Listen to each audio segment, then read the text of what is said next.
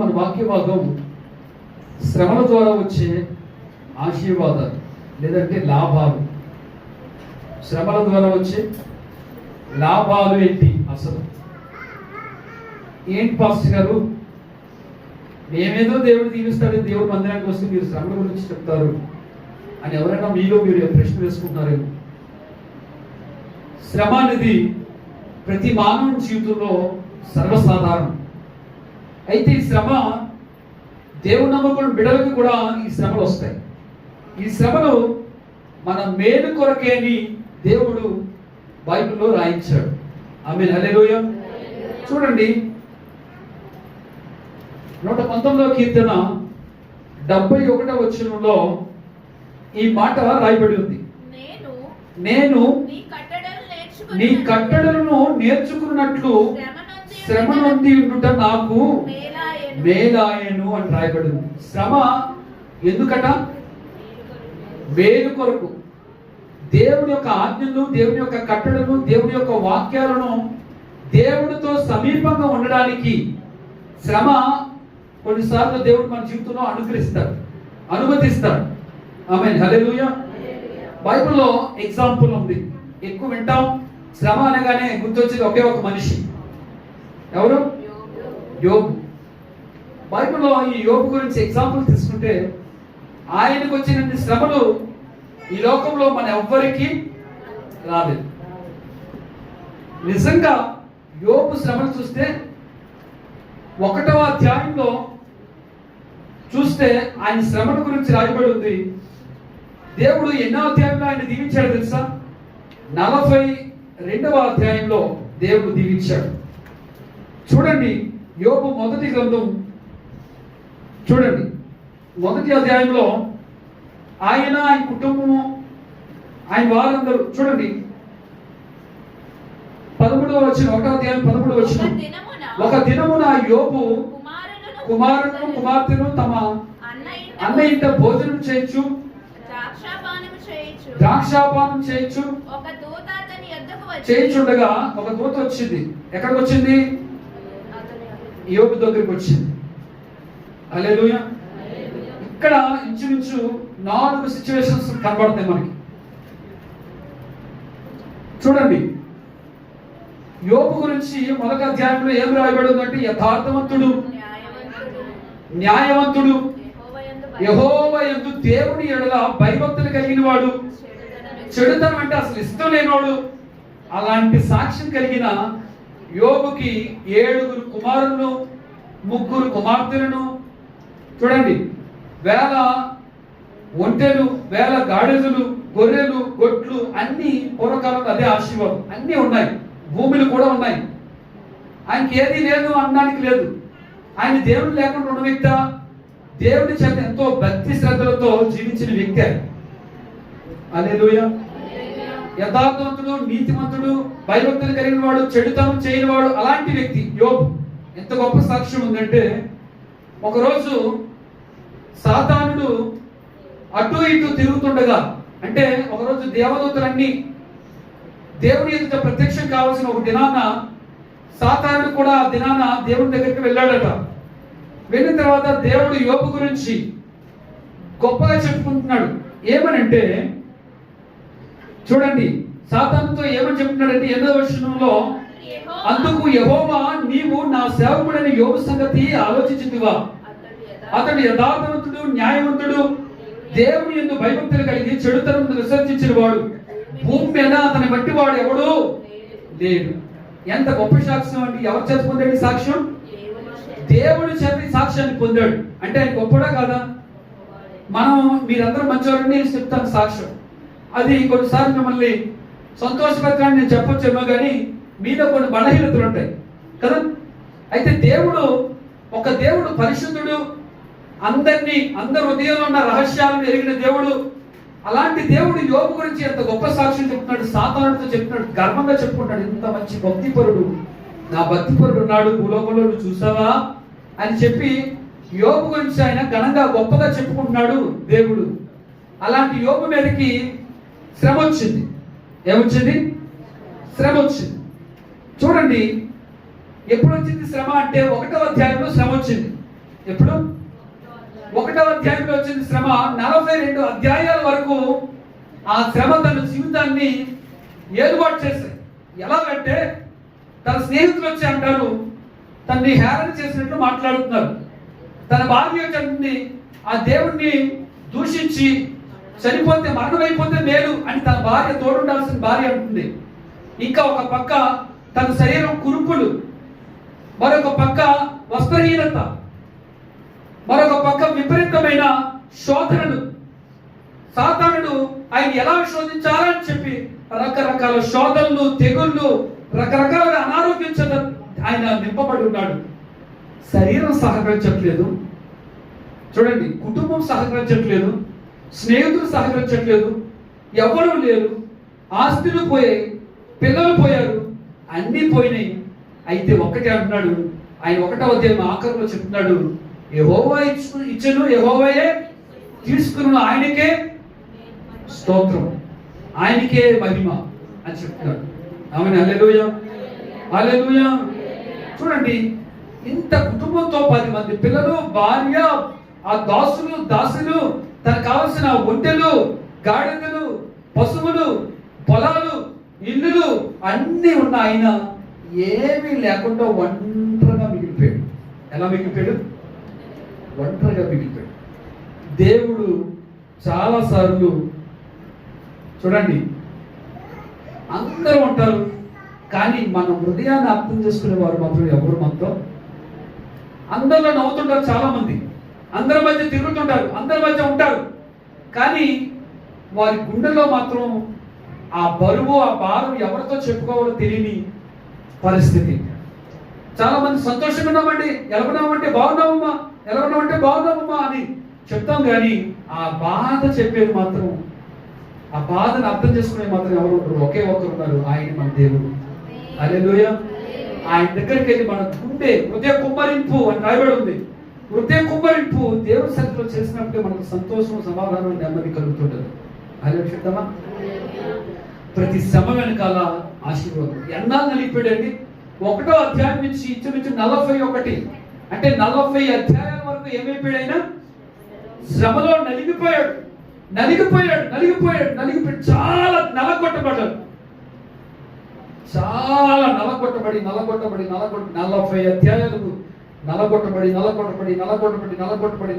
ఉన్నాడు. 42వ అధ్యాయం దగ్గరికి వచ్చేసరికల్లా దేవుడు ఆయన విశ్వాసాన్ని, ఆయన నమ్మకత్వాన్ని, ఆయన విధేయతను, ఆయన దేవుడి మాటకు లోబడే స్థితిని దేవుడు గమనించాడు. యోబుని కోల్పోయిన స్థితి కంటే గొప్ప స్థితిని దేవుడు అనుగ్రహించాడు. ఆమేన్, హల్లెలూయా, హల్లెలూయా. శ్రమ దేని కొరకు వస్తుందట? మేలు కొరకు వస్తున్నది. శ్రమ దేనికి వస్తుంది?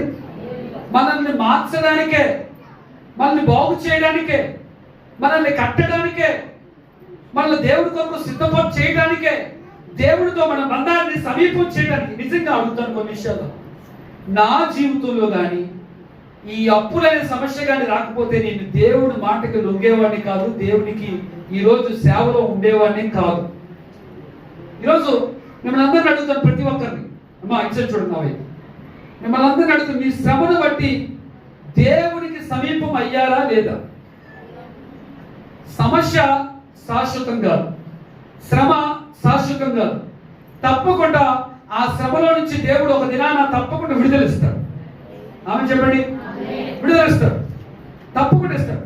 నువ్వెంత శ్రమ పడితే, నువ్వెంత నలిగిపోతే, ఎంతగా నువ్వు చూడండి, ఎంతగా నువ్వు ఏడుస్తూ కన్నీరు కాలుస్తూ నలిగిపోతుంటావో అప్పుడే నీకు దేవుడు సమీపంలోనే నీ విడుదల ఉందని చెప్పి దేవుడు తెలియజేస్తున్నాడు. ఆమేన్, హల్లెలూయా, హల్లెలూయా. శ్రమ ఎంత తీవ్రమైతుందో విడుదల అంత సమీపం ఉంది. శ్రమ తీవ్రం కాకపోతే నీకు ఇంకా విడుదల దగ్గరలో లేదు. హల్లెలూయా చెప్తావా? నువ్వు నలిగిపోవాలి, అన్ని పక్కల నుంచి నువ్వు నలగొట్టబడాలి. చూడండి, ఒలీవ గింజలు ఉంటాయి కదా, ఒలీవ గింజలు బాగా నల్లగొట్టబడితేనే, నొక్క నల్లగొట్టబడి బాగా అది దంచితేనే కానీ అందులో నుంచి శ్రేష్టమైన దేవుని అభిషేకానికి కావలసిన నూనె రాదట. ఏమండి, దేవుడు ఏ నూనె కోరుకున్నాడండి అభిషేకానికి? ఒలీవ నూనె. దీపాలు వెలిగించడానికి ఏ నూనె కోరుకున్నాడు? ఆ నూనె, ఆ ఒలీవ గింజలు ఏమవ్వాలట? బాగా దంచబడాలి, నలగొట్టబడాలి, ఆ బాధను అనుభవించాలి. అప్పుడే అందులోంచి శ్రేష్టమైన నూనె వస్తుంది. అది దేవుడి కొరకు ఉపయోగపడుతుంది. మనిషిగా, క్రైస్తవునిగా ఉంటున్న మనము అనేక పరిస్థితుల చేత, శ్రమల చేత, అవమానాల చేత, నిందల చేత, పరిస్థితుల చేత, అన్నిటి చేత మనం ఎప్పుడైతే నలగొట్టబడతామో అప్పుడే దేవుడు మనకి గొప్ప విడుదల ఇవ్వబోతున్నాడు. ఆమేన్, హల్లెలూయా. అప్పుడే దేవుడు గొప్ప విడుదల ఇస్తాడు మనకి. నాకు తెలుసు, మా అత్తగారు ఉన్నారు. ఆమె మనకి ఇక్కడ ఉన్న అందరికంటే ఆమె ఎక్కువ అప్పులు ఉండేది. ముందు 20 లక్షలు అప్పు ఉండేది. ఆ ఇల్లు అమ్మారు, తీర్చారు, మళ్ళీ 20 లక్షలు అప్పు అయిపోయింది. అమ్ముదామంటే ఒక స్థలం ఉంది, ఒక ఇల్లు. అమ్ముదామంటే 20 లక్షల ఇల్లు 10 లక్షలకు ఇస్తావా, 7 లక్షలకు ఇస్తావా, 12 లక్షలకు ఇస్తావా అడుగు. ఒకనొక సమయంలో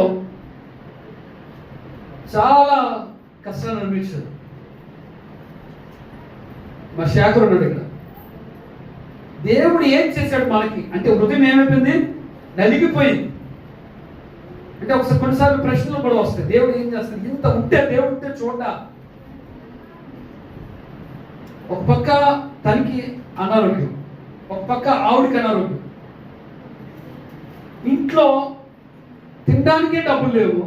50,000 రూపాయలు కావాలి ట్రీట్మెంట్కి. సహాయం చేద్దాం అంటే మన పరిస్థితి కష్టం.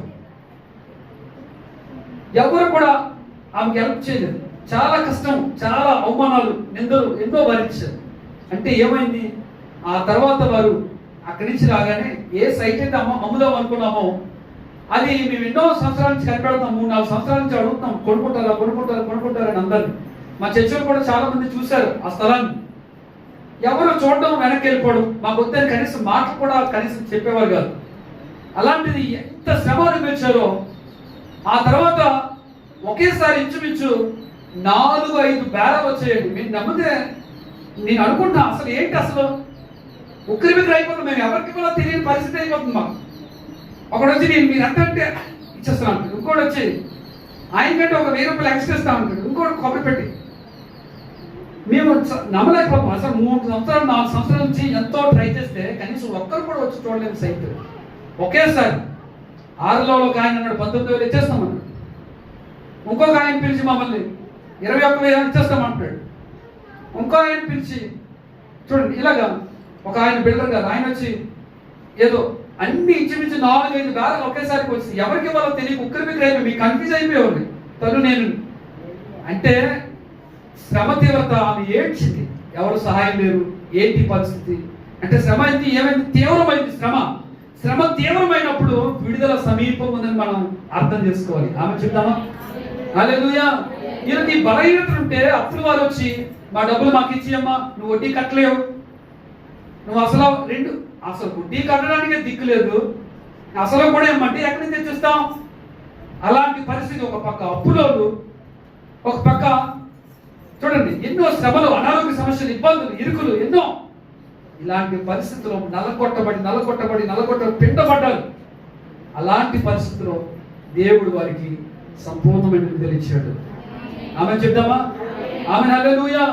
ఈరోజు యోబుని 1వ అధ్యాయంలో ఈ శ్రమ వచ్చింది. 42వ అధ్యాయం వరకు ఇంచుమించు 41వ అధ్యాయం వరకు ఎక్కడ దీవెన ఏమీ కనబడలేదు. మన జీవితంలో కూడా శ్రమలు దేవుడు అనుమతిస్తున్నాడంటే మనం మార్చబడాలని, దేవుడికి సమీపంగా ఉండాలని, దేవుడికి మూతి తిప్పాలని కాదు, దేవుడికి దూరం అయిపోవాలని కాదు, దేవుడికి వెనక పెట్టి మీ సొంత పనులు చేసుకోవాలని కాదు. కానీ ఆరాధన మానేసి దేవుడికి వెడపెట్టి దేవుడిని అడగడానికి కాదు దేవుడిని శ్రమను పెట్టింది. ఆయనతో ఇంకా సమీపంగా చేరి, ఆయనకి దగ్గరగా చేరి, ఆయనకి ఇష్టడుగా నువ్వు మారిపోతే దేవుడు నీ మీద ఉన్న ప్రతి భారాన్ని ఆయన భుజం మీద వేసుకుంటాడు. ఆమె హల్లెలూయా చెప్తామా? మనం తెలుసు మొయ్యలేమని తెలుసు. ఎందుకు? మన పిల్లలు కొన్నిసార్లు కొన్ని మొయ్యలేదు, కానీ మనం ఏం చేస్తాం, వారికి అలవాటు చేయడానికి ప్రయత్నం చేస్తాం. దేవుడు కొన్ని విషయాలు చూడండి. ఇక్కడ ద్వితీయోపదేశకాండం 8వ అధ్యాయం 2 నుంచి 5 వచనాల వరకు చూద్దాం త్వరగా. 8వ అధ్యాయం 2వ వచనం చదువు. మరియు నీవు ఆయన ఆజ్ఞలను గైకొందువో లేదో నిన్ను శోధించి నీ హృదయములో ఉన్నది తెలుసుకున్నట్టుకు నిన్ను అనొచ్చు నిమిత్తము అరణ్యములో ఈ 40 సంవత్సరాలు నీ దేవుడైన యెహోవా నిన్ను నడిపించిన మార్గమంతటిని జ్ఞాపకము చేసుకొనుము. ఆహారము వలనే గాక యెహోవా సెలవిచ్చిన ప్రతి మాట వలన నరులు బ్రతుకుదురని నీకు తెలియచేయుటకు ఆయన నిన్ను అణచి నీకు ఆకలి కలిగి చేసి నీవే గాని నీ పితరులే గాని ఎన్నడు ఎరుగని మన్నాతో నిన్ను పోషించును. చదువుదమ్మా. ఈ 40 సంవత్సరంలో నీవు వేసుకున్న బట్టలు పాతకిరలేదు, నీ కాలు వాయలేదు. ఒకడు తన కుమారుని ఎట్లు శిక్షించిన అట్లే నీ దేవుడైన యెహోవా నిన్ను శిక్షించువాడని నీవు తెలుసుకొని. సరే, అలా చూద్దాం. దేవుడు చూడండి, ఒక విధంగా ఇజ్రాయెల్ జనాంగం బానిసత్వంలో ఉంది. ఐగుప్తు బానిసత్వంలో దాసీలుగా ఉన్నారు. అలాంటి పరిస్థితిలో విపరీతమైన కష్టమైన పనులన్నీ ఆ ఐగుప్తు ఫరోలు ఇజ్రాయెల్ ప్రజల మీద మోపుతున్నారు. మేము చేయలేవురా అంటే ఇంకా ఎక్కువ పెంచండి రా అంటారు. గొప్ప బానిసత్వం అది, చాలా తీవ్రమైన బానిసత్వం. ఆ ఐగుప్తు దేశంలో ఏవైతే కష్టమైన పనులు ఉంటాయో ఆ కష్టమైన పనులన్నీ కలిసి ఇజ్రాయెల్ జనానికి అప్పగించేవారు. అలాంటి గొప్ప బానిసత్వం. వెళ్ళిపోదామంటే తన్నేవారు, మేము చేయలేము అంటే ఇంకా ఎక్కువ పరుగులు పెట్టండి రానివారు. అలాంటి పరిస్థితులు ఉన్న ప్రజల్ని దేవుడు తన సేవకుడైన మోషేని పంపించి ఎన్నో సూచక్రియలు, అద్భుతాలు, మహత్కార్యాలు వారి మధ్య జరిగించి అవసరమైతే వారి జనాన్ని కూడా చంపి వారి మీదకి తెగుళ్ళు రప్పించి, చూడండి, వారిని వెనకాల తరుగుతున్న ఆ సైన్యాన్ని తీసుకొచ్చి ఎర్ర సముద్రంలో ముంచి బలాఢ్యులందరినీ నాశనం చేసి ఆ ప్రజల్ని, ఆ ఐగుప్తు దేశం నుంచి విడిపించిన ప్రజల్ని దేవుడి యొక్క మహిమను తెలుసుకుని దేవుడిని వెంబడిస్తారేమోని దేవుడు ఆశపడి 4 దినాల్లో వెళ్ళిపోయిన ఆ దూరాన్ని 40 దినాలు దేవుడు వెళ్ళమని చెప్పి, ఎందుకు ఇవన్నీ చెప్పారంటే ఇన్ని అద్భుతాలు, ఇన్ని సూచకమైన మహత్కార్యాలు చేసిన ఆ దేవుడు మాతో ఉన్నాడు, ఆయన ఆజ్ఞలు, ఆయన కట్టడలు మేము అనుసరిస్తాం,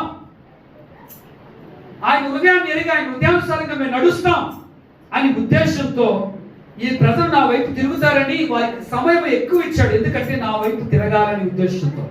హల్లెలూయా. ఆకలి పుట్టేటట్టు చేశాడు. అదే సమయంలో ఆహారంగా దేవదూతలు తినే ఆహారాన్ని పంపించాడు. ఆమేన్. హల్లెలూయా, హల్లెలూయా. దాహం వేసేటట్టు చేశాడు. అంటే ఇవన్నీ దేవుడు చూస్తున్నాడు వారి హృదయంలో. ఆకలి ఎందుకు వేసేటట్లు దేవుడు చేశాడంటే, ఆహారం కొరవ ఎందుకు చేశాడంటే, వారు ఆహారం కొరకు దేవుడి మీద ఆధారపడాలి. ఆహారం కావాలనుకున్నప్పుడు రాయిలు తీసేవారు, దేవుడిని తిట్టేవారు, మోషేని కొట్టడానికి ప్రయత్నం చేసేవారు. చూడండి, దేవా మాకు ఆహారం, ఐగుప్తు నుంచి మమ్మల్ని విడిపించావు కదా, మాకు ఆహారం ఇవ్వలేవా తండ్రి అని ఒక ప్రార్థన చేస్తే తప్పకుండా దేవుడు వారికి సహాయం చేసేవాడు. వారి హృదయంలో ఉన్న ఆ యొక్క భక్తిని, ఆ హృదయంలో ఉన్న భక్తిని, ఆ హృదయంలో ఉన్న ఆలోచనని తెలుసుకోవాలని దేవుడు ప్రయత్నం చేస్తున్నాడు. ఇప్పుడు మన జీవితంలో చిన్న మిరాకిల్ ఎందుకు చేస్తున్నాడంటే, దేవుడు అది చేసేసిన తర్వాత నీకు చర్చకు నువ్వు మానేయడానికి కాదు, ఇంకా అది జరిగిన తర్వాత ఇంకా దేవుడిని నువ్వు స్తుతించాలని చెప్పి దేవుడు నీ జీవితంలో కార్యం చేస్తున్నాడు. ఆమె చెప్దామా? ఆమె. హల్లెలూయా, హల్లెలూయా. ఎందుకు చాలా సార్లు మనం పడిపోతున్నాము, ఇక అయిపోతుంది, నాశనం అయిపోతుంది, బలహీనం అయిపోయినా, అనారోగ్యం వచ్చింది, అప్పుడైపోయినా అనుకున్న సమయంలో దేవుడు చేపెట్టి మళ్ళీ ఎందుకు పైకి వెళ్తున్నాడంటే, ఎందుకు ఆ సమయంలో మనకు మెరాకిల్ చేస్తున్నాడంటే, నువ్వు ఆయనకి కృతజ్ఞత హృదయంతో కలిగి ఉండాలని ఆయన సన్నిధిలో. మునుపటి కంటే, గతంలో కంటే మంచి జీవితం, భక్తి జీవితం, దేవుడి కొరకు జీవించాలనే ఉద్దేశంతోనే దేవుడు ఆయుష్ని పొడిగిస్తున్నాడు, అవసరాలు తీరుస్తున్నాడు. ఆమె చెప్తామా? ఆమె హల్లెలూయా, హల్లెలూయా. నేను ఒక న్యూస్ చదివాను. ఒక ఫ్యామిలీ వాళ్ళది ఇంచుమించు దొండపర్తి అనుకుంటా, అక్కయ్య పాలము తెలియదు. వారు వచ్చి ఒక లాడ్జ్లో దిగారు. ఒక భర్త, భార్య, 2 పిల్లలు. పెద్ద వయసు ఏమి కాదు, 40 సంవత్సరాల లోపే. వారికి అప్పులున్నాయట. ఏమున్నాయి? అప్పులున్నాయి. ఆ భారాన్ని భరించినాక లాడ్జ్లోకి వచ్చి 2 పిల్లలకి పురుగుల మందు ఇచ్చి భార్య భర్త కూడా పురుగులను తాగి చనిపోయారు. ఈరోజు ఎంతమందికి లేవు అప్పులు? మనకి ఎన్ని సమస్యలు లేవా?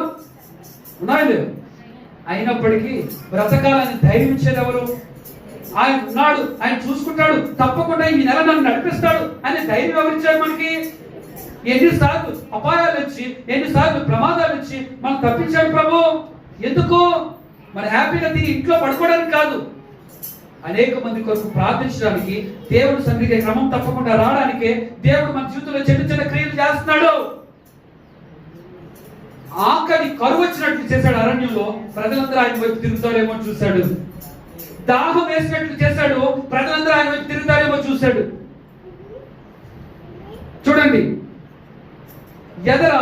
ఎర్ర సముద్రాన్ని పెట్టాడు, ఆయన వైపు చూడాలని చూశాడు.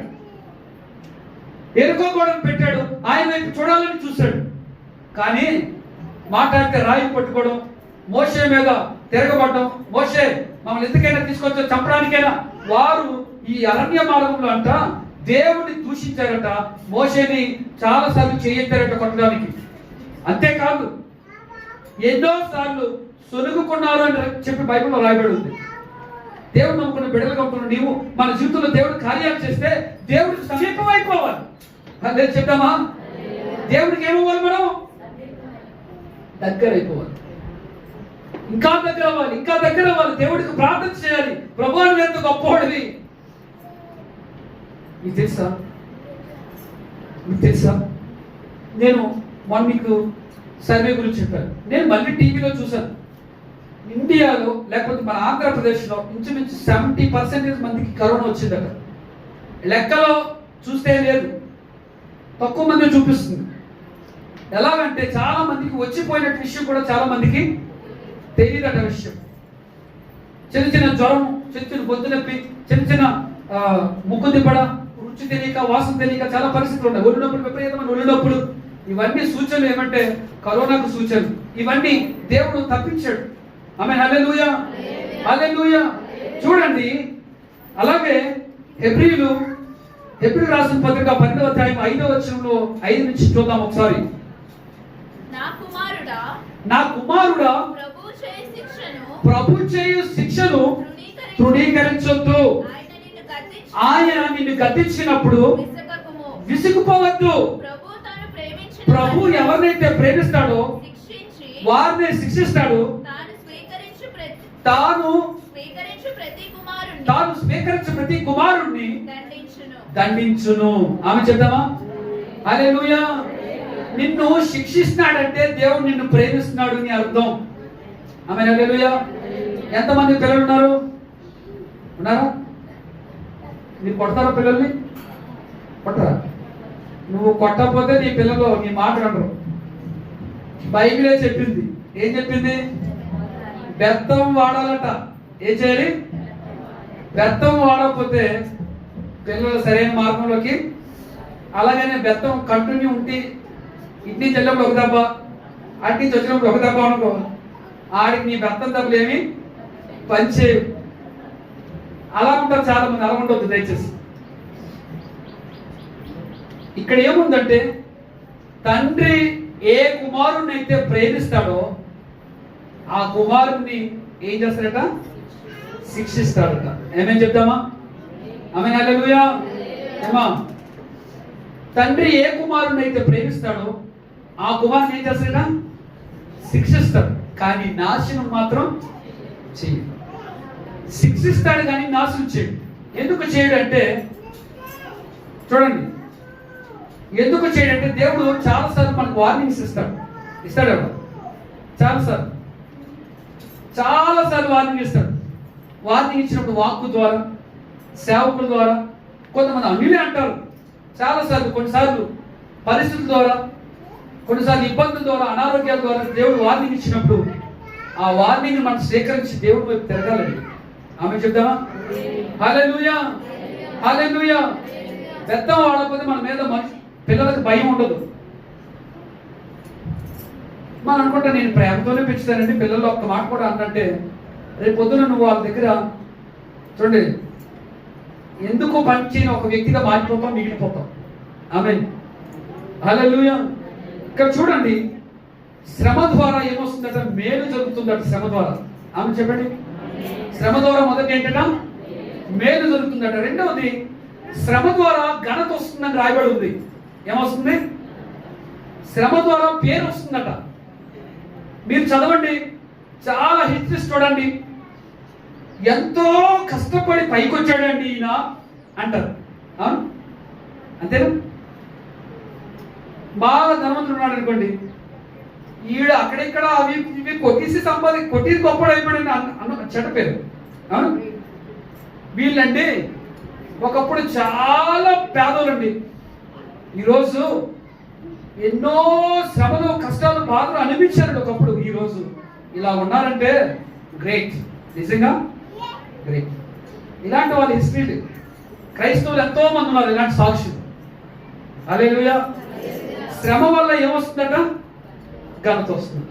చూడండి, యాక్చువల్లీ ఎగ్జాంపుల్, బంగారం ఎక్కడదండి? ఎక్కడ ఉంటుంది బంగారం? కాలు కింద ఉంటుంది. ఇప్పుడు బంగారం ఎక్కడ ఉంటుంది?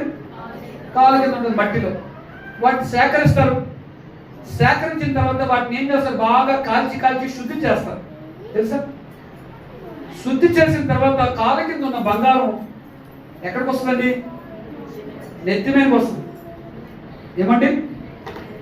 కాళ్ళకున్న బంగారం పోనీ దొరికినంత తీసుకుని ఎక్కడ పెట్టుకుంటాడా? ఏ చెవులో అన్నా, ఏ నెత్తి మీద పెట్టుకుంటాడా? దొరికినట్టు. మనం బంగారు గనులు మనం. ఆమేన్, హల్లెలూయా. ఎవరు మనం? చాలా మంది చిన్న పిల్లలు ముద్దుగా బంగారు కొండ, నా బుజ్జి బంగారం, ఏవో మాటలు మాట్లాడతారు కదా. బంగారంతో పోలిస్తారు. బంగారం అంటే విలువైంది, అది ఘనతకు సాదృశ్యం. ఆమేన్, హల్లెలూయా. అది యాక్చువల్లీ ఎక్కడ ఉంటుందండి? భూమిలో కాలు కింద ఉంటుంది. మన కాలు కింద ఉంది కదా భూమి అంతా కదా, అంతేనా? కాలు కింద ఉన్నదాన్ని దేవుడు చూడండి, ఆ బంగారాన్ని అంటే ఏం చేయాలంటే బాగా శుద్ధి చేసి అందులో ఉన్న మాలిన్యాన్ని అంతా తొలగిస్తే ఆ బంగారం దగ్గర మెరుస్తుందట. ఆ బంగారమే కిరీటాలు పెట్టుకుంటారు కదా, చెవుకు పెట్టుకుంటారు, ముక్కు పెట్టుకుంటారు, చేతులకు పెట్టుకుంటారు, గుండె మీద వేసుకుంటారు కదా ఆ బంగారాన్ని. ఈరోజు మనము ఆ బంగారానికి సదృశ్యంగా ఉన్నాం. చూడండి, మనం బంగారం ఎక్కడుంది? మట్టిలో ఉంది. మనం ఎక్కడి నుంచి వచ్చాం? ఎక్కడి నుంచి వచ్చాం? మట్టిలో నుంచి వచ్చాం. ఆమె హల్లెలూయా. ఈ మట్టికి విలువ ఎప్పుడు పెరుగుతుంది అంటే దేవుడు వచ్చేసినంత పెరిగిపోదు.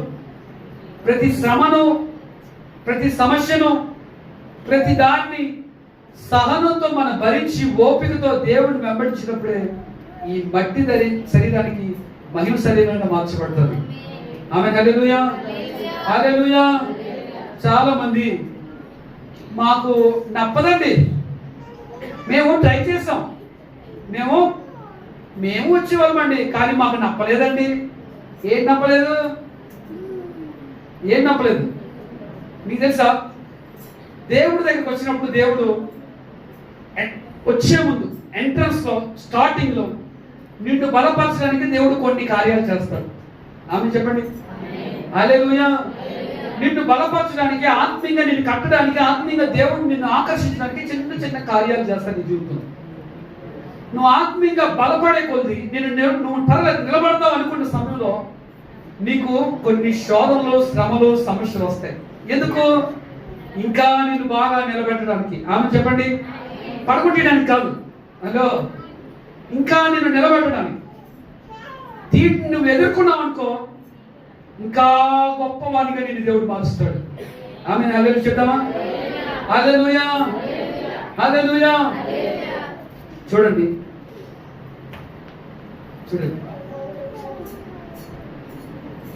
మనం భక్తి జీవితంలో ఇప్పుడు ఒక మాట కొన్ని చదువుకున్నప్పుడు ఎందుకు 1 పేతురు 1వ అధ్యాయము 7వ వచనం. నశించుపోవు సువర్ణము అగ్ని పరీక్ష వలన శుద్ధపరచబడుచున్నది కదా. దానికంటే అమూల్యమైన మీ విశ్వాసము ఈ శోధన చేత యేసుక్రీస్తు ప్రత్యక్షమైనప్పుడు మెప్పును మహిమయు ఘనతయు కలుగుటకు కారణమవును. ఆమె చెప్తామా? నా వైపు చూడండి, అయిపోయింది. నా వైపు చూడమ్మా. నశించిపోయే బంగారం అటుది. ఏ బంగారం ఇది? నువ్వు ఎన్ని పెద్ద పెద్ద పెట్టినా అన్ని పీకేస్తారు అనుకున్నాను, చచ్చిపోయిన. అవునా? ఒకప్పుడు ఒకవేళ ఈ భూమి అంతా నాశనం అయిపోయిన బంగారం ఎక్కడ ఉంటుంది? భూమి మీదే ఉండిపోతుంది. అవునా కదా? అందరూ చనిపోయారు, బంగారం ఎవరు పట్టుకెళ్తాడు? అదంతా ఏమైపోతుంది? ఈ భూమి మీదకే ఉండిపోతుంది. నశించిపోయిన బంగారానికి ఎంత పరీక్ష అవసరమైతే నిత్య జీవానికి వెళ్ళాల్సిన మనకి ఇంకెంత పరీక్ష అవసరమై ఉంది? శాశ్వతం ఉండాల్సిన ఆ పరలోకం కొరకు ఇంకెంత పరీక్ష అవసరమై ఉంది? హల్లెలూయా. అందరూ చదువుతారు, కానీ పరీక్షలో గెలిచేది నెగ్గేది ఎంతమంది? భారతదేశంలో నెంబర్ 1 ర్యాంక్ వచ్చిందండి. మరి ఎంతమంది చదివారంటే కొన్ని లక్షల మంది చదివారు. హల్లెలూయా. కొన్ని లక్షల మంది చదివారండి, కానీ ర్యాంక్ మాత్రం కొంతమందికి మాత్రమే వస్తుంది. ఆమేన్. అలాంటి వారిగా మనం ఉండాలని దేవుడు ఆశపడుతున్నాడు. నశించిపోయిన సువర్ణానికి అగ్గిలో కాల్చి దాన్ని మెరుగులు పెట్టి మేకప్లు చేసి ఇన్ని రకాలుగా దాన్ని చేయాల్సి వస్తే దానికంటే గొప్ప విశ్వాసం అంటాం అంతే. ఎలాంటిది? దానికంటే శ్రేష్టమైన గొప్ప విశ్వాసం కలిగిన మన విశ్వాసానికి కలిగి పరీక్షత రేపొద్దున దేవుని ఎదుట మహిమకరంగా ఘనకరంగా ఆయన ఎదుట మళ్ళీ అది నిలబడుతుంది. ఆ విశ్వాసానికే దేవుడు పరీక్ష పెడుతున్నాడు. ఆమె చెప్పండి. ఆమె హల్లెలూయా. పరీక్ష వద్దంటే పరలోకం లేదు. పరీక్ష వద్దంటే పరలోకం లేదు. నేను తట్టుకోలేనండి, నాకు వద్దండి అనకూడదు. ప్రతి విశ్వాసి వారి జీవితంలో పరీక్షను ఎదుర్కోవాల్సింది. ఆమె చెప్తామా? హల్లెలూయా. పరీక్ష లేకపోతే, శోధన లేకపోతే, శ్రమలు లేకపోతే మనం పరిపూర్ణం కాలేము. ఎందుకనగా మన దేవుడు వాటిని అనుభవించి పరిపూర్ణుడయ్యాడు. ఆమేన్. మన దేవుడు అవమానం నీకు వచ్చిందా? ఆయనకి వచ్చింది. అది కొత్త ఏం కాదు, అది ఎంత ఏం కాదు, భయపడాల్సిన లేదు. అందరూ తిట్టారని నీ దేవుడు కూడా తిట్టాడు. కొన్ని కొట్టారా? నీ దేవుడు కూడా కొట్టారు. నీ హృదయాన్ని గాయపరిచారా? నీ దేవుడు కూడా గాయపరిచారు. చూడండి, శ్రమ అనేది మనకు మాత్రమే రాలేదు, మనం నమ్మిన దేవుడు కూడా వచ్చింది. హల్లెలూయా. శ్రమని, అవమానాన్ని, నిందల్ని, బాధల్ని అన్నింటినీ దిగమింగుకొని ఈ గొప్ప రక్షణని ఆయన నిలబెట్టాడు. ఆమె చెప్తామా? ఆయన అన్నింటినీ దిగమింగుకొని నిలబెట్టబట్టి ఈరోజు నీవు నేను మనమందరి పరలోకానికి అర్హులుగా మార్చబడ్డాము. ఆమె చెప్తామా? ఆమె హల్లెలూయా. 9 మాసాలు ఓపికగా ఉంటేనే తల్లి గర్భంలో నుంచి బిడ్డ బయటికి సుఖంగా, సౌఖ్యంగా, ఆరోగ్యంగా వస్తాడు. ఆమె హల్లెలూయా చెప్తామా? హల్లెలూయా. నాకు వద్దండి, నేను భరించలేను అనుకో, అబార్సన్ అయిపోతుంది. ఆ బిడ్డ దేనికన్నా పనికొస్తాడా?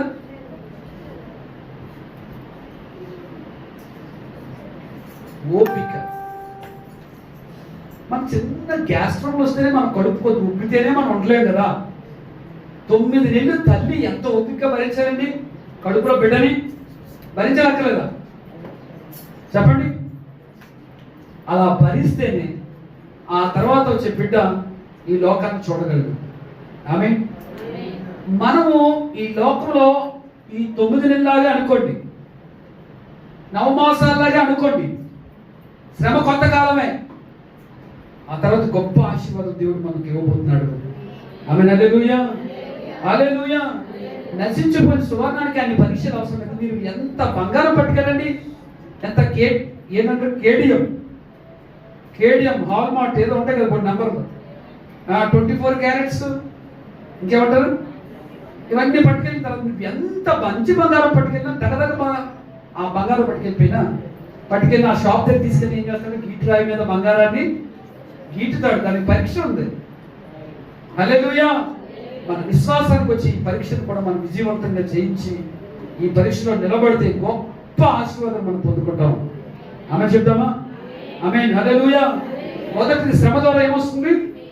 మేలు వస్తుంది. రెండవది శ్రమ ద్వారా ఘనత వస్తుంది. మూడవది శ్రమ ద్వారా అభివృద్ధి వస్తుందట.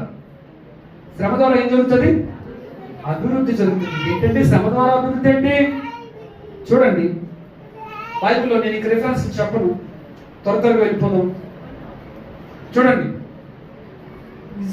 ఇజ్రాయేలు ఐగుప్తులో ఉన్నారు. ఇందాక మనం మాట్లాడుకున్నట్లే ఇజ్రాయేల్ ఎక్కడున్నారు? ఐగుప్తులో బానిసత్వంలో ఉన్నారు. అయితే వారి మీద బరువులు పెట్టి కొద్ది వారితో దేవుడు ఉన్నాడు కాబట్టి చూడండి, ఐగుప్తీయులు అసూయపడేటట్లుగా దేవుడు ఇజ్రాయేల్ బ్లెస్ చేస్తున్నాడు. ఆమె చెప్పండి. ఆమె హల్లెలూయా, హల్లెలూయా. నేను మీ అందరికీ చెప్పే మాట ఒకటే, ఏమా దీక్షలో ఉండకండి. మీ అందరికీ చెప్పే మాట ఒకటే, ఇతరులు పాస్ట్ గా ఎప్పుడు ఈమె నా మీద ఏటమేనండి, ఇంకో వేరే పని లేదండి అని చెప్తా చాలా. అలాంటి వాళ్ళు పెంచుకోండి.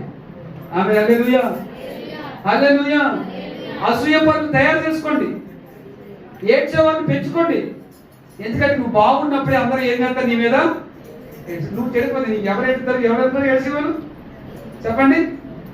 మీరు కంప్లైంట్ లేదు చెప్పకండి, అది మంచిదే. చూడండి, దేవుడు ఇజ్రాయెల్తో ఉన్నాడు శత్రు దేశం. వారి యొక్క మొర, వారి యొక్క ప్రార్థన, వారి యొక్క కన్నీరుని చూసి దేవుడు వారికి సహాయంగా వెళ్ళాడు. ఫరో ఐగుప్తీయులు ఇజ్రాయెల్ని అణిచివేయాలని ప్రయత్నం చేస్తున్నారు, కానీ వాళ్ళు అంతకంతకు ఏమైపోతున్నారు? అభివృద్ధి అయిపోతున్నారు. అది చూసి వాళ్ళు వారలేకపోతున్నారు.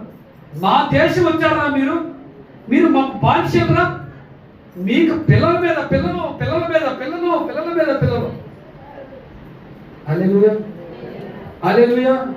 మీరు తెచ్చింది కొన్ని పశువులే తెచ్చారు. ఈరోజు మా దేశాన్ని అవి ఏం చేస్తుంది? మమ్మల్ని మసలకుండా విస్తారంగా అయ్యి ఎక్కువైపోయి. మీరు తెచ్చింది తక్కువే, కానీ ఇక్కడికి వచ్చిన తర్వాత ఏమైపోయింది? అదంతా ఏంటో బాబు అంటే ఏముందంటే వారికి దేవుడు తోడుగా ఉన్నాడు. శ్రమలో కూడా వారిని ఏం చేస్తున్నాడు? దేవుడు అభివృద్ధి చెందిస్తున్నాడు. ఆమె అభివృద్ధి చెప్తామా? హల్లెలూయా. చాలా మంది మాకు ఇంత డబ్బు ఉందండి, అన్నీ ఉన్నాయండి, అయినా మాకు లేదు సంతోషం. మీరు ఎలా సంతోషం ఉండగలుగుతున్నారు ఈ శ్రమంలో కూడా అంటే మన దేవుని బట్టి. ఆమె చెప్పండి. ఆమె హల్లెలూయా. చాలా మందికి అర్థం అవుతుంది, మేము 1,00,000 రూపాయలు జీతం చేస్తున్నాం, నెల అయితే ఏం మా మిగతా తిరిగి కూడా చేయించాల్సి వస్తుంది. మీకు ఏమీ లేదు, పెద్ద జీతం లేదు, పెద్ద వ్యాపారం లేదు, ఏమీ లేదు, అయినప్పుడు కూడా మీరే ఇతరులకి ఇలా ఇచ్చేటట్టు ఇస్తున్నారు. ఏంటి రహస్యం అంటే ఏమీ లేదు. మన కష్టాల్లో, మన నష్టాల్లో, మన బాధల్లో ఎవరున్నారు? తోడుగా దేవుడు ఉన్నాడు. అందుకే అనేకులకి దేవుడు మనల్ని ఆశీర్వదిస్తున్నాడు. ఆమె చెప్తామా? ఆమె హల్లెలూయా, హల్లెలూయా. ఇతరులు మన మీద ఏడ్చే కొద్దీ దేవుడు మన వృద్ధి చెందిస్తూ ఉంటాడు. మనది ఏమవుదు, కీడు కాదు, అదేం చేయదు కూడా. హల్లెలూయా.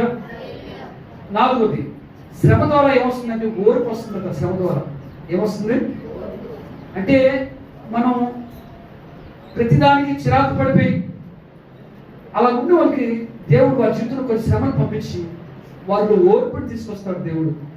హల్లెలూయా. రోమపత్రిక 5వ అధ్యాయంలో 3-4 వచనాలు ఈ మాట రాయబడి ఉంది కదా, చూద్దాం. అప్పుడు శ్రమ అయితే శ్రమ ఓర్పును, ఓర్పు పరీక్ష నిరీక్షణను కలుగు చేయనని ఎరిగి శ్రమలయందు అది సంతోషిద్దుము అంటున్నాడు. ఆమె చెప్తామా? శ్రమ ఏమిస్తుందట? ఓర్పు. ఏమిస్తుంది శ్రమ? ఓర్పు ఏమిస్తుంది? పరీక్ష పెడుతుంది ఓర్పు. ఆ పరీక్షలో నిలబడిన తర్వాత ఏమవుతుంది? నీ గొప్ప నిరీక్షణ ఉంది. ఆమె చెప్తామా? ఆమె హల్లెలూయా. ఒక వ్యక్తి గురించి నాకు జ్ఞాపకం చేయనివ్వండి. ఆ వ్యక్తి మోషే. మోషే ఎవరండి? యాక్చువల్లీ రాజకుమారుడిగా ఉండడానికి క్వాలిటీస్ కలిగిన ఒక రాజ్యంలో ఉన్న వ్యక్తి. అయితే మోషే చూడండి, మోషేకి చాలా పొగరండి. ఎంత పొగరంటే ఒక హెబ్రీయుడిని ఒక ఐగుప్తుడు తిట్టాడు లేదా కొట్టాడు. అది చూసి ఎవరో లేని సమయంలో వాడిని చంపేసి ఇసుకలో పాతి పెట్టాడు. అంటే ఒక్క మాట అన్నారని చెప్పి అంత రోషం, చాలా కోపకొట్టాడు ఈ మోషే. అందుకేనండి నిజంగా ఆ రోషం అనేది దేవుడితో ఎక్కువ గడపడానికి అవకాశం ఇచ్చింది. చాలా మంది అసలు రోషం ఉండదండి. అసలు రోషం ఉండదండి. తిట్నా పాస్టర్ గారే కదా, దేవుడు ఒకవేళ వాక్యం మాట్లా మా దేవుడే కదా అని చూడండి, రోషంగా బ్రతకాలండి దేవుడి కోసం. ఆమె చెప్తామా? మోషేకి మొదట ఉంది రోషం. ఎప్పుడు సేవకి వెళ్ళకముందు ఉంది రోషం. చూడండి, ఏదైనా పర్లేదు కానీ రోషాన్ని మాత్రం చావనివ్వకండి. అంటే అనవసర విషయంలో రోషం పడకండి, కానీ దేవుడి విషయంలో మాత్రం రోషం ఉండాలి. ఆమె చెప్తామా? ఆమె హల్లెలూయా. చూడండి, చాలాసార్లు తీర్మానాలు తీసుకుంటాం, నిలబడలేకపోతాం. కారణం ఏంటంటే మనకు రోషం లేదు. ఏం లేదు? చెప్పండి, అంత నోరు తెచ్చి. అయ్యో వినపడలేదు. ఇటు పక్క వినపడుతుంది, లెఫ్ట్ లో బాగా వినపడుతుంది, రైట్ వినపడలేదు. ఏం లేదు మనకి. నాకు మీ అందరూ ఇచ్చారు చూపిస్తారా? పంపిసి ఎవరి గుండె మీద వారికి చేసుకొని చెప్పండి. ఏం చెప్తారు? నాకు దేవుడి విషయంలో రోషం. మరి ఎవరైనా ఏదంటే అంత రోషం ఉంది నాకు కదా. దేవుడి విషయంలో రోషం కలిగి ఉండాలి. అని చెప్తామా? 40 దినాలు కొండ మీద ప్రార్థన చేశాడు. కింద సిచ్యువేషన్ చూసి చాలా కోపం వచ్చి రోషం వచ్చి దేవుడి విరోధంగా పాపం చేస్తాడు. నాకు దేవుడు ఇచ్చిన పలకలో విడగొచ్చాడు. మళ్ళీ దేవుడు అన్నాడు, అప్పుడు నేను చెక్కాను కానీ ఇప్పుడు నువ్వే చెక్కుకోవాలి అని చెప్పాడు. కొంచెం చెక్కుంటామని అని చెప్పి కొండ ఎక్కేశాడు. 40 దినాలు ఉపవాసం ప్రార్థన చేశాడు. ఇప్పుడు రాళ్ళ దగ్గరికి వచ్చేసరికల్లా దేవుడు గుర్తు వస్తున్నాడు.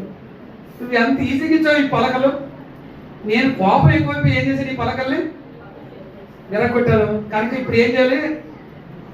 ఉలి సుత్తి పట్టుకొని ఇవన్నీ చెక్కాలి. ఉపవాసం ఉన్నాడు, కన్నీరు కాచాడు, ప్రార్థన చేశాడు. 40 దినాలు ఉపవాసం తోడికి శక్తి ఉంటుంది. ఇంకా కొండ దీవుకి వచ్చినప్పుడు ఏం తేవాలి? పలకలు, దేవుని ఆజ్ఞలు తీసుకురావాలి. హల్లెలూయా. 40 రోజులు ఉపవాసం ప్రార్థన చేసినప్పుడు నిలబడగలడా? అసలు 40 దినాలు అక్కర్లేదు. ఒక దినం మనం చూడండి, మన ముఖాలు ఒక దినం కంప్లీట్గా ఉపవాసం చేస్తే ఎలాగంటే ఏమో ఉపవాసం చేస్తానండి, ఏమో బ్రదర్ ఉపవాసం అండి అందరితో చెప్తాం ఎవరు అడగకముందే. హల్లెలూయా. 40 రోజులు ఉపవాసం చేసిన మోషేకి శక్తి ఎక్కడ ఉందండి? ఇంకా రోషం ఉంది కనుక దేవుడి కోసం పనిచేశాడు. ఆమె చెప్తామా? ఆమె హల్లెలూయా. చూడండి, ఒకటి ఆ రోషం ఉంది కనుక ఆ పాప సొమ్ము నాకు ఎవరన్నా మన అనగలం అన్నమాట. ఏముంది పాస్టర్ గారు ఇది ఒక్కసారికి అన్నట్టు మనం అనుకుంటాం. ఒక్క అబద్ధం ఆడితే చాలండి, మన సమస్య అంతా ఏమైపోద్ది క్లియర్. కానీ దేవుడి కోసం మన రోషం ఏమంటున్నాడట? ఈ ఐగుప్తు పాపం సొమ్ము తినే కంటే దేవుడి ప్రజలతో నిందలు శ్రమలు అనుభవించడమే మేలుగా ఎంచుకున్నాడు. అది రోషం కదా. హల్లెలూయా. రోషం ఉన్నాడు, పాపం చేయడానికి ఇష్టపడ్డాడు. రోషం ఉన్నాడు, అబద్ధాలు మాట్లాడడానికి ఇష్టపడ్డాడు. రోషం ఉండాలి దేవుడి కోసం. ఏమా ఉండాలక్కర్లేదా? మీరు రోషం గురించి చెప్పండి, మేము అలాగే ప్రశాంతంగా కళ్ళు తెరిచి వాక్యం వింటే మంచిది అనుకుంటున్నాను నేను. హల్లెలూయా. కళ్ళు మూస్తే అది బుర్రలోకి వెళ్ళిపోతుంది డైరెక్ట్గా, ప్రమాదం, గుచ్చిపోద్దు లోపల. కళ్ళు తెరిచి దేవుని వాక్యాన్ని వినండి, మంచిది. అయితే దేవుని విషయంలో రోసం ఉంది కనుక తెచ్చి అయిపోతున్నాను వద్దున్నాను, దేవుని ప్రజలకు శ్రమలను నిందలను మెచ్చుకుంటానని చెప్పి వస్తాడు. దేవుడి కొరకు బలంగా నిలబడ్డాడండి. దేవుడి కోసం ఆ రోషం ఉంది. చూడండి, మనం పేదోళ్ళని అవ్వచ్చు ఏమా, మనం పేదోళ్ళని అవ్వచ్చు, కానీ మన దేవుడు ఏదైనా చేయడానికి సమర్థుడు. ఏదైనా ఇవ్వగలడు. అడిగిన వాటికంటే, ఊహించే వాటికంటే అద్భుతమైనవి, గొప్పవి దేవుడు ఇవ్వగలడు. ఆమె హల్లెలూయా. నేను గంట సేపు అలా ఉండిపోతానండి మోకాల మీద, ఒక గంట సేపు చేతులతో ప్రార్థన చేస్తాను. అన్ని తీర్మానాలు మనం తీసుకుని మన దేవుని కోసం ఉండాలండి అలాగా. హల్లెలూయా. నేను మోకాలు వేసి, చూడండి, గంట సేపు మోకాలు వేసి, గంట సేపు చేతులు వేసి, చేతులు పైకి అలా ఉండిపోతానండి. తీర్మానం తీసుకొని ఒక అరగంట ఉండి ఏడ్చేసుకోండి, ప్రభువా నేను ఉండలేకపోతాను అంటే చేతులు మాత్రం తెచ్చేవాడిని కాదు, కానీ కళ్ళని మాత్రం నేను వచ్చి ఏడ్చేవాడు. కానీ ఏం చేస్తాను, దేవునికి మాట ఇచ్చాను. మాట ఇచ్చాను కనుక ఏం చేయాలి మనం? ఎవరికి ఇచ్చాం మనం మాట? మనుషుడిగా దేవుడికి ఇచ్చాం. ఏం చేసండి, కళ్ళని నీరు వచ్చి మనం ఎక్కువసేపు చేతులు ఎత్తే శాతారుడు వచ్చేస్తాడు చేతుల మీదకి. ఎవరు వచ్చేస్తారు? వచ్చి ఏం చేస్తారు, వీటిని అనకొట్టడానికి ప్రయత్నం చేస్తారు. ఏం చేసండి ఉండలేక ప్రభు సహాయం చేసేవాడులే. ఆమె హల్లెలూయా. చేశాడా? చేస్తాడు, చేయడా? మోషేకి చేశాడా? ఆమె హల్లెలూయా. చూడండి, అంత రోషం ఉంది కనుక దేవుని కోసం బ్రతికాడు. దేవుని కోసం గొప్పగా వాడబడ్డాడండి ఈ మోషే. హల్లెలూయా. చూడండి, పారిపోయాడు. 40 సంవత్సరాలు గొర్రెలు కాసాడండి. అది మామయ్య ఇంట్లో విద్యార్థులు 40 సంవత్సరాలు గొర్రెలు కాసిన తర్వాత తన యొక్క కోపము, తన యొక్క పొగరంతా ఏమైపోయిందట, అయిపోయింది. మీకు తెలుసా, గొర్రెలు కాసేవాడట గొర్రెలాగా మారిపోతాడట. ఎలా మారిపోతాడు? గొర్రెలాగా స్వభావం. తిట్టినా పట్టించుకోడు కదా. కర్ర రాయి ఎత్తగానే ఏం చేయాలి మనమైతే? ఉండరాని పని చెప్తారు అంటామా? రాయక్కర్లేదు, మోషే జాగ్రత్త, నీళ్ళు ఇచ్చావా సరే ఫినిష్. లేకపోతే ఇలా చాలా ఐగుప్తు ప్రజలు తట్టుకోవడం అంత, ఈ మన ఇజ్రాయెల్ ప్రజలు తట్టుకోవడం అంత ఈజీ అయిన పనేమి కాదు. హల్లెలూయా. అలాంటి పరిస్థితుల్లో చూడండి, అలాంటి పరిస్థితుల్లో మళ్ళీ ఒక విషయం తెలుసు మీకు, ఏదైతే వద్దన్నాడో, ఎక్కడి నుంచి అయితే పారిపోయాడో, దేవుడు ఏం చెప్తున్నాడు? హై, నువ్వు అక్కడికే వెళ్ళు అంటున్నాడు. ఎక్కడికి వెళ్ళంటున్నాడు? అమ్మా, నేను అందరితో మాట్లాడుతున్నా, ఆమెతో మాట్లాడండి అన్నాం అనుకో, దేవుడు ఏమంటాడు? నువ్వు ఆమెతోనే మాట్లాడు. మరి ఆమె మనిషి కదా, ఆమె పరలోకి వెళ్ళక్కర్లేదా? ఆమె నశించిపోవాలా? దేవుడు అంటాడు, మనకి ఏది ఇష్టం ఉండదో దేవుడు అదే చేయమంటాడు. ఆమె చెప్పండి హల్లెలూయా. ఎవరికి మూతి తిప్పుతామో ఆరితోనే దేవుడు సువార్త చేయమని చెప్తాడు వారికే. ఎవరింటికైనా నేను వెళ్ళాలనుకుంటాను, ఆ ఇంటికి వెళ్ళమంటాడు దేవుడు. హల్లెలూయా. ఎందుకో? దేవుడు పని చేయడానికి. చూడండి, అన్న కదా, ఐగుప్తు వద్దనుకున్నాడు, ఆశ్రయించుకున్నాడు, ఐగుప్తు ధనాన్ని ఆశ్రయించుకున్నాడు. Very good. ఐగుప్తు దేశంలో ఒకటి చంపేసి పారిపోయాడు కదా. ఇలాంటి పరిస్థితిలో ఉన్న ఆయన మళ్ళీ ఎక్కడ పంపించాడు? సేవ చేయమని ఐగుప్తుకే పంపించాడు. నేను వెళ్ళను అంటే ఎన్ని షాపులు చెప్పాడు? ఎత్తోడు బాబు, నాకు మాట రావు, నాకు దమ్ము లేదు. ఎందుకు చెప్తున్నాడంటే లోపల వేరేది ఉంది. ఏమన్నా అప్పుడే పరవ పట్టుకోవడానికి చూసాడట. మరి మోషేని అప్పుడే పట్టుకొని సంపదాన్ని చూసారట. ఎందుకు? ఆ జనాన్ని చంపేసి ఊరుకుంటారా? ప్రైవేట్ సంఘం లోపల గుడితో బాగుంది, కొండలు అనుకున్నాడు. ఇప్పుడు మనుషులు కాయాలంటే కష్టం కదా. నయం ఏమ్మా బాగోలేదని ఫోన్ చేయలేదు అంటే ఆమె ఏమన్నది? మేము ఒక్కొక్క పిల్లతోనే తట్టుకోలేకపోతున్నాం, మీరు ఎంతమంది పిల్లలు ఉన్నారు, ఎలా వస్తారు అనుకుంది. ఎంతమంది పిల్లలు ఉన్నా అందరి బాధ్యత మందే. ఆమె హల్లెలూయా. హల్లెలూయా. మోషే కంటే పెద్ద సేవ ఏం కాదు మనది, అవునా? 20 లక్షల కాల్బలాన్ని మోషే ముందు నడిపించాడు. అది గొప్ప సేవ. అది చూడండి, ఎక్కడైతే వద్దనుకుంటా ఆ ప్రాంతానికి మనం తీసుకెళ్ళాడు. ఏ ప్రజలైతే అసహించుకుంటా ఆ ప్రజల దగ్గరికి తీసుకెళ్ళాడు. అక్కడి నుంచి ప్రజలు విడిపించడానికి దేవుడు గొప్పగా మోషేని వాడుకున్నాడు. ఆమె చెప్తామా? శ్రమల వల్ల ఏమొస్తుందట? 4 ఓర్పు, సహనం, ఓపిక వస్తుందట. శ్రమ రాలేదనుకోండి, నేను అనుకునేవాడిని. ఒకసారి పాస్ గారు చర్చిలో వాకింగ్ చెప్పారు, బైబిల్ స్టడీలో. ఏం చెప్పారంటే, రుచి చూచి తెలుసుకున్నాడు యెహోవా ఉత్తముడు. ఎప్పుడు తెలుస్తుంది రుచి? దేవుడి రుచి, దేవుడి టేస్ట్ ఎప్పుడు తెలుస్తుంది? డబ్బులుంటే టేస్ట్ తెలియదు కదా. ఎప్పుడు తెలుస్తుంది? అన్నీ పోయినప్పుడు దేవుడు రుచి. మనం ప్రార్థన చేస్తాం ప్రభుకి, చూడండి ప్రభా నాకు ఇది కావాలనుకున్నప్పుడు ప్రార్థన చేసి దేవుడు పంపించాడు అనుకోండి, అబ్బా దేవుడు ఎంత గొప్పడో అంటాం మనం. హల్లెలూయా. మన జోబులో డబ్బులు అనుకోండి, మనకు కావాల్సింది ఏం చేస్తాం? కొనుక్కోండి. దేవుడితో పనే ఉంది, విశ్వాసంతో పనే ఉంది, భక్తితో పనే ఉంది. హలో, నా దగ్గర డబ్బులు ఉన్నాయి కనుక నేను ఇల్లు కట్టుకున్నాను, దేవుడితో పనే ఉంది కదా, అంతేనా? ఇక్కడ చూస్తే చూడండి, మోషేకి చాలా ఓపిక, ఓర్పు వచ్చింది వారిని నడిపించడానికి. శ్రమ ద్వారానే, తన జీవితంలో వచ్చిన శ్రమ ద్వారానే మోషేని కూడా చూడండి చాలా రకరకాల శ్రమలు వచ్చాయి మోషేకి. అయినప్పటికీ కూడా మోషే వాటిని అన్ని తట్టుకుని నిలబడ్డాడు. కనుక భూమి మీద ఉన్నవారి కంటే మిక్కిలి సాత్వికుడు అని గొప్ప పేరు మోషేకి వచ్చింది. ఏమంట? భూమి మీద ఉన్న వారందరికంటే మిక్కిలి సాత్వికుడు అని గొప్ప పేరు వచ్చింది. అంత కోపపడ్డోడికి అంత గొప్ప పేరు ఎలాగొచ్చిందని చెప్పండి? ఎలాగొచ్చింది? దేవుడితో ఉన్నాడు, ఓపికగా ప్రతి పరిస్థితిని ఓపికతో జయించాడు. హల్లెలూయా, హల్లెలూయా. చూడండి, 5వది, ఒక్క 2 నిమిషాలు మనం ముగించుకుందాం. 5వది, శ్రమ ద్వారా విధేయత వస్తుందట. హల్లెలూయా. శ్రమ ద్వారా ఏమొస్తుందట? విధేయత వస్తుంది. 6వది, శ్రమ ద్వారా అందం వస్తుందట, సౌందర్యం వస్తుంది. కదా, శ్రమ ద్వారా ఇంకేం వస్తుంది? నీకు వస్త్రం తెలుసా? వస్త్రం అది దొరికినప్పుడు అసలు దానికి రూపమే అంద వికారం ఉంటుంది. దాన్ని తయారు చేయడానికి ఎన్ని కోతలు పడతాయి తెలుసా?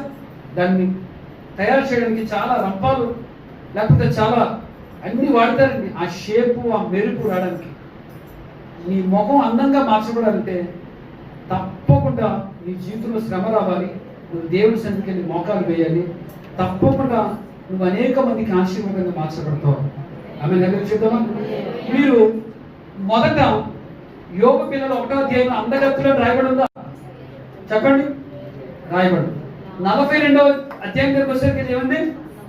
అందమైన అందగత్తులు యోబు పిల్లలు రాయబడి ఉంది. మొదటి స్థితి కంటే 2వ స్థితి ఎంత గొప్పగా ఉందో ఆమె చెప్దామా? ఆమె దగ్గర 7వది, శ్రమ వల్ల పరిపూర్ణత వస్తుంది. శ్రమ వల్ల ఏమొస్తుంది? యేసు ప్రభు శ్రమ పడ్డాడు కనుక పరిపూర్ణత వచ్చింది మన జీవితంలో. ఈరోజు చాలా మంది భక్తుల జీవితాలు మనం చదువుతున్నామంటే వారంతా సుఖంగా సేవ చేసిన వారు కాదు, సుఖంగా జీవించిన వారు కాదు. విలియం కేరీ గారి గురించి మనకు తెలుసు. తన భార్య పిల్లలిద్దరు చనిపోయారు, మెంటల్గా అప్సెట్ అయిపోయింది.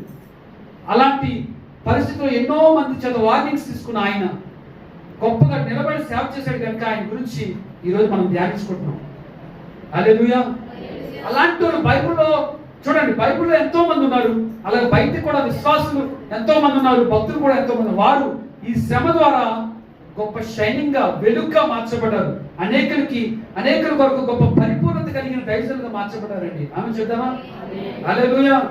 ఏ దైవజనుడు వాక్యం పట్టుకుని ఇలా చెప్తున్నా ఏదో ఒక వ్యక్తి యొక్క సాక్ష్యం తప్పకుండా చెప్పాల్సిందే.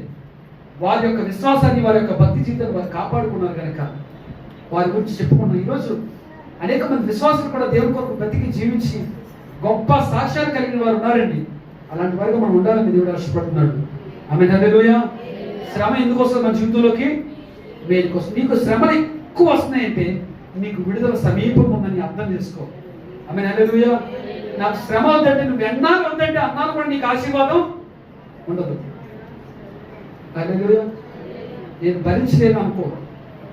ఒకటే, శ్రమ నాకు వద్దని ప్రార్థన చేయకు.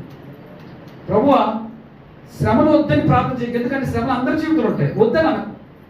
ప్రభు శ్రమలు వచ్చినా, కష్టాలు వచ్చినా, నిందలు వచ్చినా, అవమానాలు వచ్చినా, ఏది వచ్చినా వాటిని జయించే శక్తిని నాకు ఇవ్వండి చాలు. ఏం కావాలి నీకు? జయించే శక్తిని, అది కావాలి. ఇంపార్టెంట్. అది ఉంటే చాలు, దేన్నైనా జయించగలవు. దేవుడికి ఇష్టంగా మార్చి మార్చబడతాం. ఆమేన్. హల్లెలూయా.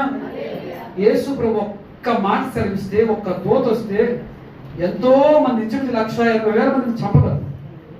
కానీ ఎందుకు భరించాడంటే ఆయన శ్రమ ద్వారా విధేయత వచ్చింది, ఓర్పు, సహనం. ఎన్ని మాటలు నువ్వు దేవుని కుమారుడువా, ఎంతగా అవమానపరిచారండి ఆయన్ని, ఎంతగా హేళన చేశారండి. అయినప్పుడు కూడా ఆయన ప్రతి దాన్ని ఆ శిలువను చూశాడు, ఆ యొక్క గురిని చూశాడు, ఆ యొక్క ఆ గొప్ప రక్షణ చూశాడు. అందుకే ఈ ప్రజలందరూ నేను ఒక్క మాట అంటే, ఒక్క వార్నింగ్ ఇస్తే, లేకపోతే ఒక్క దెబ్బ కొడితే ఆ రక్షణ పరిపూర్ణం కాదని యేసు ప్రభు మౌనంగా వదకదాబడి గొర్రెపిల్లలా ఉండి ఆ కల్వరిలో మనందరి కొరకు ప్రాణం పెట్టాడు. ఆ శిలువ కార్యం పరిపూర్ణమైంది. ఈ రోజు కూడా ఎవరో ఏదన్నారని నీ యొక్క సాక్ష్యాన్ని పోగొట్టుకొని ఇతరుల మీద కయ్యాలకు వెళ్ళొద్దు, గొడవలకు వెళ్ళొద్దు. చూడండి, ఏదో చేయొద్దు. అలా చేయడం వల్ల నీ సాక్ష్యాన్ని కోల్పోతావు. నువ్వు జీవితంలో ఎప్పుడు పరిపూర్ణం అవ్వవు. కనుక దేవుడు నమ్ముకున్న బిడ్డలుగా ఉంటాడు. మనం ఆయనే మనకి మాదిరి అయి ఉన్నాడు కనుక ఆయన లాంటి విశ్వాస జీవితం మనం కలిగి ఉందాం. ఈ మాటలు దేవుడు మన వినికిడిలో దీవించును గాక. ఆమేన్.